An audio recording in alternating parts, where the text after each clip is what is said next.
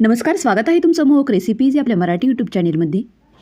आज आपण नाश्ता सेंटरमध्ये मिळतो तसा मऊसूत व तोंडात टाकताच विरघळणारा पांढरा शुभ्र उपमा करणार आहोत.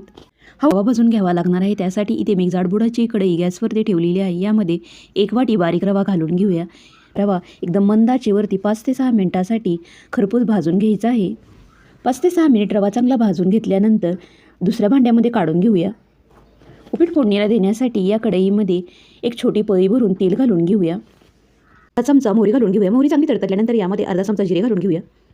जिरेही चांगलं तडतडल्यानंतर यामध्ये 5 ते 6 हिरव्या मिरचीचे तुकडे घालून घेऊया. इथे मी थोडीच मिरची वापरलेली आहे. मिरचीही तुम्ही कमी जास्त प्रमाणामध्ये वापरू शकता. 5 ते 6 कढीपत्त्याचे पाणी घालून घेऊया. त्यानंतर लगेचच यामध्ये बारीक चिरून घेतलेला कांदा घालून घेऊया. आपल्याला हा कांदा मध्यम आचेवरती हलकासा गुलाबी रंग येईपर्यंत परतून घ्यायचा आहे. अजिबातही करपवायचा नाही, तसेच त्याला कच्चाही ठेवायचा नाही. कांदा लवकरात लवकर मऊ होण्यासाठी यामध्ये चवीनुसार मीठ घालून घेऊया. 2 ते 3 मिनिटांनंतर कांद्याला हलकासा गुलाबी रंग आलेला आहे. आता यामध्ये थोडासा हिंग घालून घेऊया.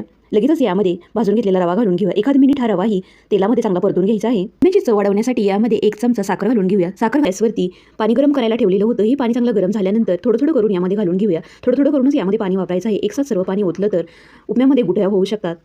1 वाटी रव्यासाठी 3 वाट्या पाणी हे प्रमाणही अगदी परफेक्ट आहे. थोडं थोडं करून यामध्ये मी सर्व पाणी वापरलेलं आहे. एवढ्या पाण्याने उपम्याचा चिखल होत नाही, तसंच तो अजिबातही भरभर होत नाही. अगदी परफेक्ट तयार होतो, अगदी मऊसूत तयार होतो.